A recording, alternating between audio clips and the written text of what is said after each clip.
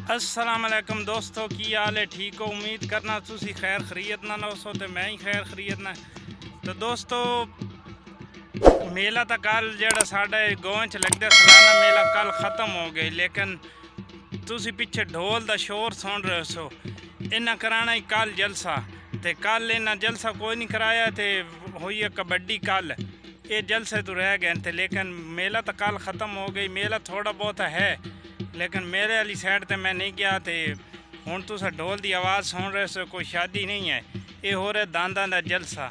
असा जलसा दांदा दे ना, सियासी जलसा नहीं है, ये दांदा की दौड़ हो रही है, उसनों जलसा आते हैं। तो वो लग्या पे जलसा, ते चल के थानू विखाते हैं जलसा। ढोल की आवाज़ आ रही है, दांद